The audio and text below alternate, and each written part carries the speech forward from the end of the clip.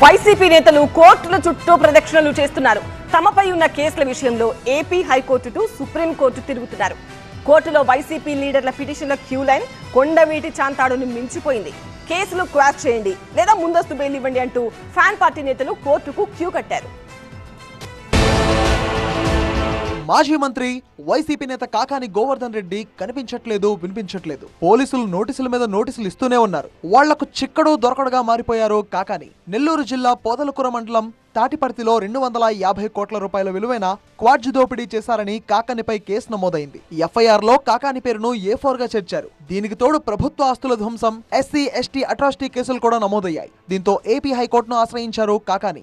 SC, ST atrocity కేసులో తనకు ముందస్తు బెయిల్ ఇవ్వడంతో పాటు కేసును క్వాష్ చేయాలని పిటిషన్ దాఖలు చేశారు. ఈ పిటిషన్ను స్వీకరించిన ధర్మాసనం విచారణను సోమవారానికి వాయిదా వేసింది. ఇక ముంబైలో బైపాస్ సర్జరీ చేయించుకుని రెస్ట్ తీసుకుంటున్న మాజీ మంత్రి కొడాలి నాని కూడా కేసుల విషయంలో కోర్టుకు వెళ్లారు. పోలీసులను అవమానించేలా, వారి ఆత్మస్థైర్యం దెబ్బతినేలా మాట్లాడారంటూ మచిలీపట్నంలో నాని మీద గతంలో కేసు ఫైల్ అయింది. దీన్ని కొట్టివేయాలంటూ హైకోర్టులో పిటిషన్ వేశారు కొడాలి నాని. అధికారంలో ఉన్నప్పుడు స్టోన్ క్రషర్ యజమానిని బెదిరించి 2.20 కోట్లు వసూలు చేశారనే ఆరోపణలతో మాజీ మంత్రి విడుదల రజనీపై ఏసీబీ కేసు నమోదైంది. ఈ కేసులో తనకు ముందస్తు బెయిల్ మంజూరు చేయాలని కోరుతూ విడుదల రజనీ హైకోర్టును ఆశ్రయించారు. కీలక వాదనల తర్వాత మరోసారి విచారణ వాయిదా పడింది. ఇక గుర్రాలకొండ గెస్ట్ హౌస్ విషయంలో ధర్మవరం మాజీ ఎమ్మెల్యే కేతిరెడ్డి వెంకటరామిరెడ్డికి హైకోర్టులో ఊరట లభించింది. దాన్ని ప్రభుత్వ భూమిలో కట్టారంటూ కేతిరెడ్డి కుటుంబానికి రెవెన్యూ శాఖ నోటీసులు ఇచ్చింది. దీనిపై ఏపీ హైకోర్టును ఆశ్రయించారు కేతిరెడ్డి. గెస్ట్ హౌస్ వివాదంలో స్టేటస్ కో విధించింది కోర్టు.